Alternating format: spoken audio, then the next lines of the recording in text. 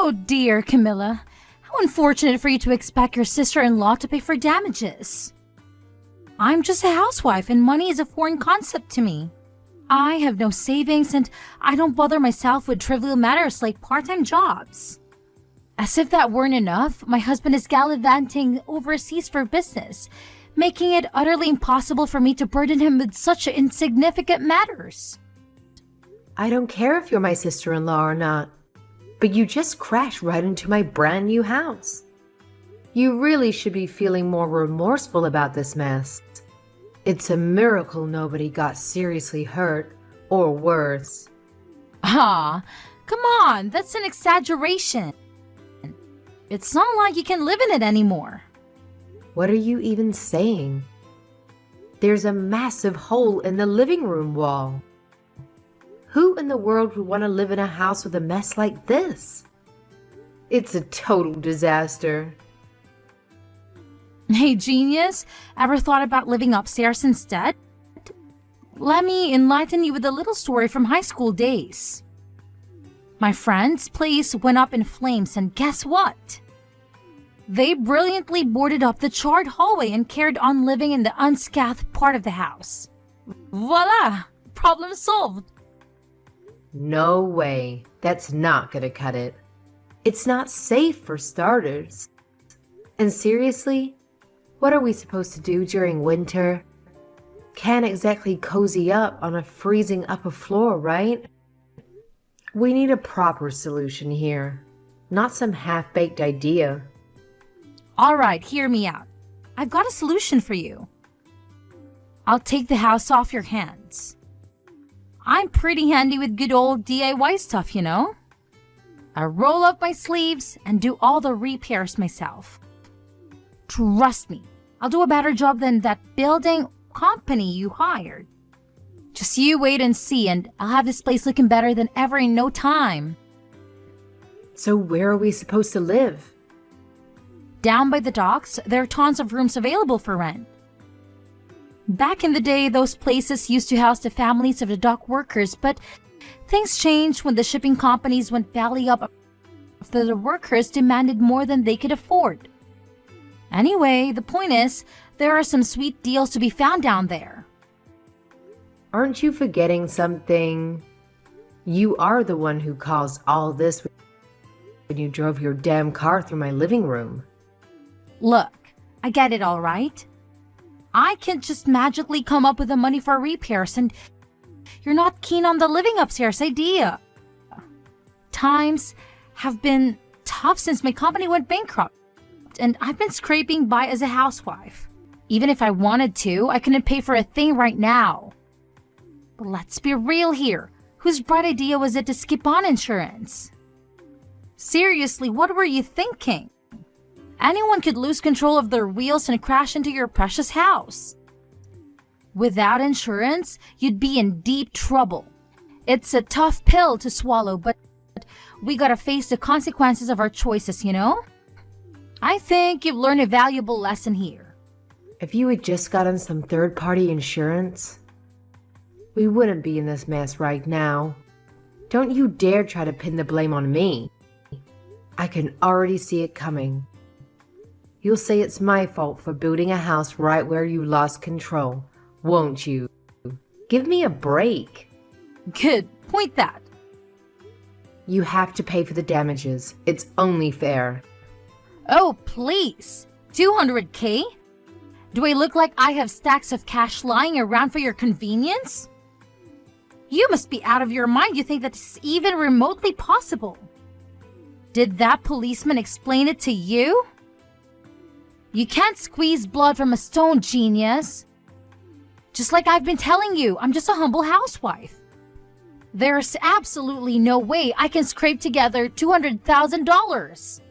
Hey, have you considered asking your husband or your parents to lend you the money? We cannot have a massive hole in the front of our house. It's not just about the cold and safety concerns. It looks downright hideous too. There's gotta be some way for you to make things right and find a solution. My husband does have some cash. But let me tell you, he's the epitome of stinginess. The guy even swipes toilet paper from the bus station, if you can't believe it. He's a total tightwad, and it's frustrating as heck. As for my parents, things aren't exactly rosy there either. My dad had to take early retirement at 55, and he pretty much drank away most of the payout he got. It's a mess, and I can't really turn to them for help. They might just disown me if I even bring it up. So yeah, it's a tough spot all around. Can you not make this about you? You wrecked my house, and you need to make it right. Don't go giving me a sob story about your family. It doesn't concern me. I just need to fix my house. I told you I don't have any money, and yet you're still harassing me and telling me to find a way. That sounds like a threat to me. How is that a threat? Find a way to suddenly give you $200,000? You sound like a mafia. Am I going to wake up with a horse head in my bed? A concrete ball gown, perhaps? A concrete ball gown? Look, Camilla, I didn't crash my car into your house because I wanted to, you know? It wasn't part of a master plan. Step 1, take out the front wall. Step 2, not pay for it. Your kid suddenly ran out into the road and I swerved to miss him. That's why I crashed into your house. Count yourself lucky. Would you rather have a smashed front room or a smashed dead kid? Why haven't you said anything about this until now? Were you just waiting to see how far your other excuses would stretch? If I did that, then your boy would be made out of to be villain. I wanted to save him all that. He had a bad enough experience by nearly being hit by the car. Your car. Yes, my car. Poor boy was scared out of his twits. I kept quiet about it, but you started threatening me and left me no choice. Ah, what a load of rubbish. See? With that kind of denial and refusal to hear the truth, I didn't stand a chance. I'm automatically guilty, is that it? Do you have any proof that what I'm saying isn't what happened? Security camera footage, maybe? No, we don't. And I haven't asked the neighbors. Well, you just moved in. You wouldn't have had time to set up the cameras yet. So, without a shred of evidence to disprove my account of events, you make demands of huge amounts of compensation money? That's a bit presumptuous, don't you think? Rude, even. What kind of woman are you? Look, I feel bad about smashing into your house. Who wouldn't? But like, I already told you, I'm going to declare personal bankruptcy. I don't have a penny to my name or you're getting off on this. Having a little power trip? Does it make you feel big demanding huge amounts of money from someone you know that doesn't have a cent to her name? No amount of verbal diarrhea is going to get you out of this. I'll get my money one way or another. Did you have to say that? Come on, I'm under enough stress as it is. I don't have a car. Can you imagine how inconvenient that is? Unbelievable. Hi, I'm just following up on what I've overheard. Did my wife crash her car into your house? Yes, she did. She also said she declared personal bankruptcy recently, and there was no way she could pay for the repairs. I've just had that exact conversation with her. She claims that she has no money and that asking you or her parents for even a loan is out of the question. So we have a massive hole in the middle of our house and no means of repairing it before winter comes. I'm so sorry for what happened. I'm relieved to see you are taking this seriously. I was expecting the same brush-off attitude I got from your wife. Perhaps we can solve this problem with level-headedness. If this is all true, then I have no sympathy for my wife. It certainly is true. She drove her car right into our house. You can come and have a look if you need confirmation.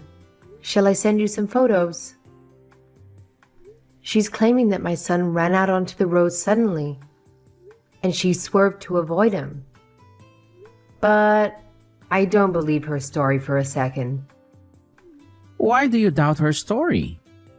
Because when she crashed into our house, I called the police, of course. Nobody was hurt, thank God, so they interviewed her and us. There was never any mention of my child in her statement.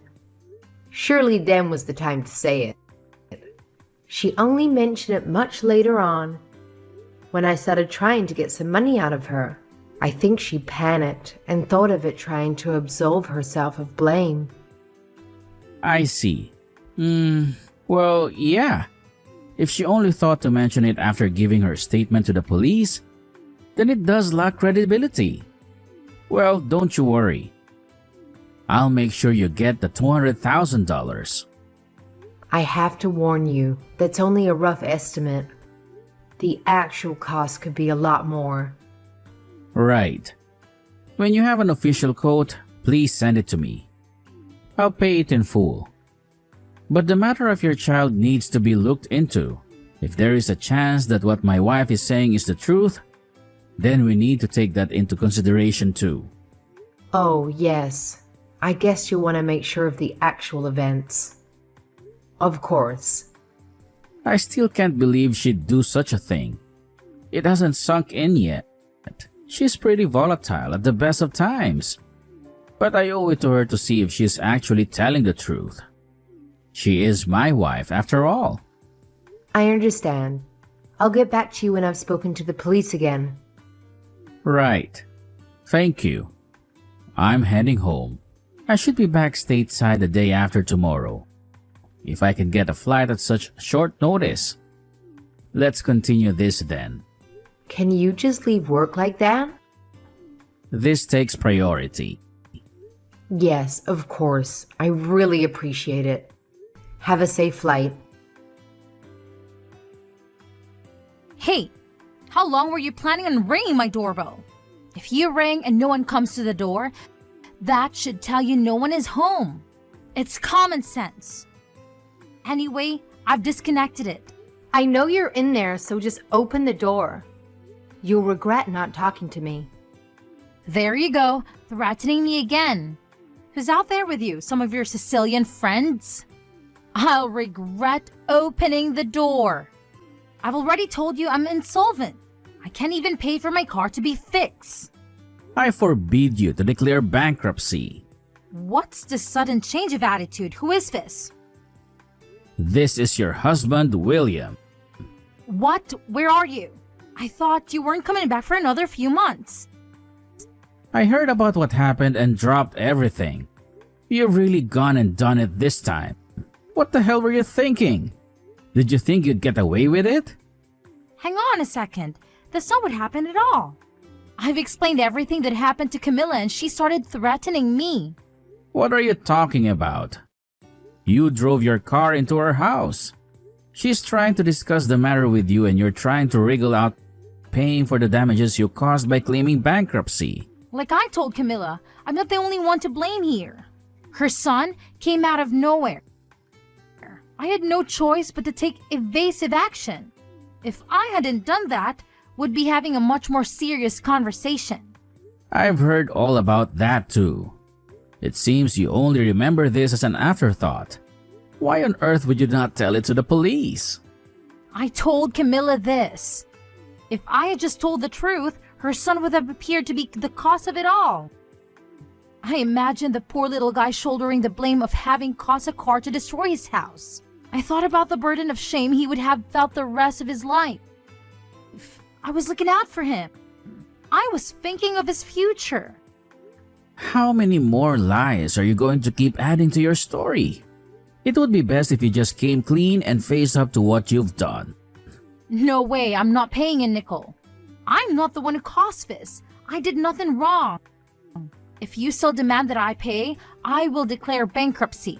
$200,000 is a huge amount of cash. I can't possibly pay that. I'm a victim. Her son is a real cause of this. All I did was try and save his life, and this is the things I get? Thank you, Brooklyn, for saving my son's life. Now, give me all your money. Now, my own husband has taken the other side. I'm betrayed. Oh, how horrible it is to be cast aside by the one you love most. There is security camera footage from the house across the road. However, Oh? And? there doesn't seem to be any sign of the child you said you swerved to missing hitting. It would appear that you swerved for some unknown reason and accelerated into Camila's house. That is what the video footage shows. Would you care to explain that? How about telling the truth this time? There is a video footage then? Yep, from the house across the street. They had recently installed the latest kind, so it is shown clearly. Camila received a copy yesterday. The police, of course, also have a copy. I've seen it too. I watched it over and over, trying to see if I could detect even the smallest hint of a child in the picture. However, you try and frame it. You are 100% to blame. And the driver is shown clearly? Yes, it is you without a doubt. You might have gotten lucky with one of those old grainy black and white cameras people used to use. But this was broad daylight and the video is 4K quality. I could even see the top of your snake tattoo that comes up the side of your neck. And the final nail in the coffin, you are taking a swig from a can of beer. There is no way out of this. It's a DUI at the least. Probably willful damage too. Not a lawyer in the country would touch it. By trying to hide it and blame it on a child, you've made it exponentially worse. Did you think you'd get lucky and be able to blame Camila's son and get away with not paying anything? Wait, maybe I'm remembering it wrong. Maybe I just thought I saw a kid come flying out in front of me. But it's nowhere near a DUI. I was thirsty. All there was in the fridge was a beer, so I took it, a single beer. I spoke to the police right after it happened and they didn't breathe test me. What does that tell you? So what are you trying to say? You know there are laws in this state forbidding open alcoholic drinks in vehicles. You were drunk and drove into someone's house, somehow getting lucky that no one was in the living room.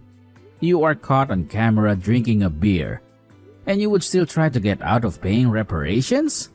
I'm astounded.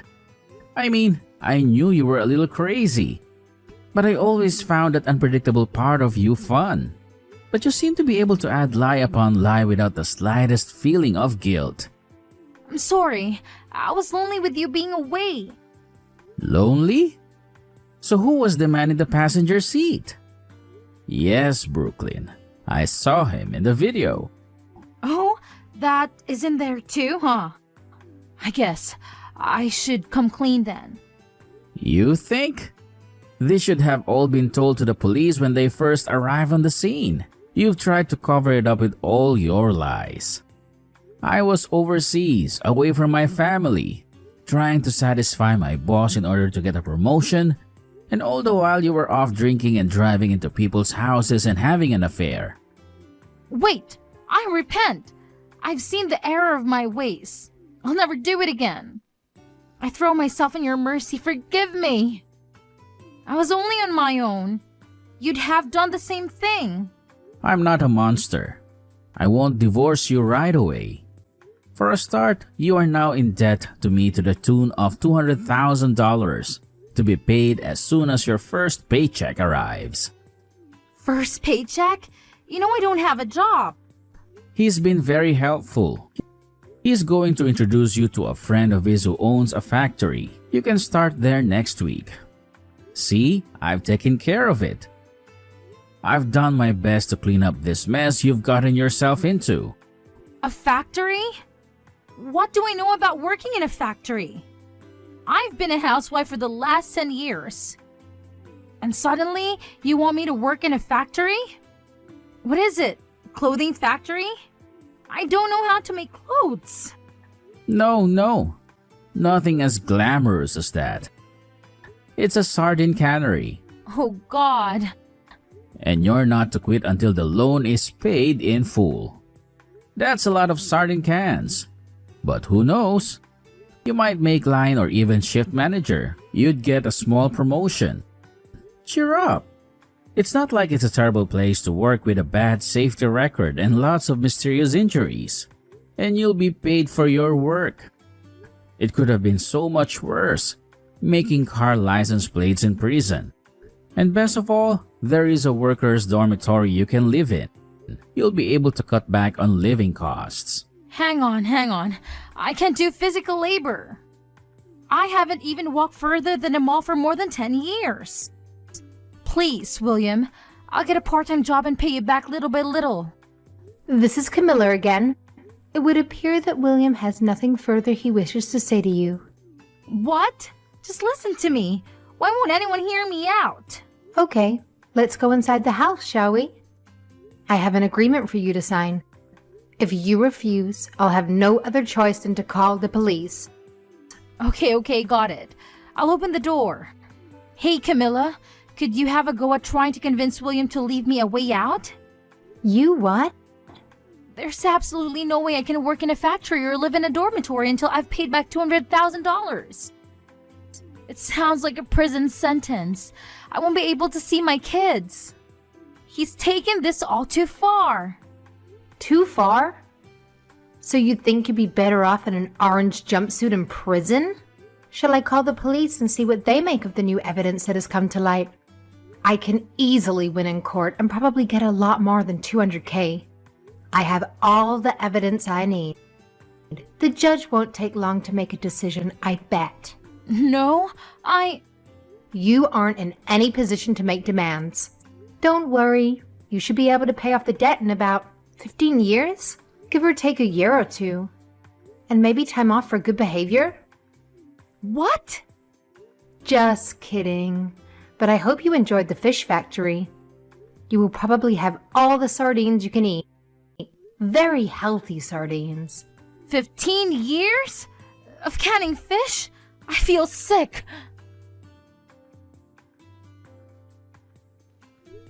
Afterwards, William took Brooklyn back to her hometown and got her settled into the dormitory with the factory workers at the sardine factory.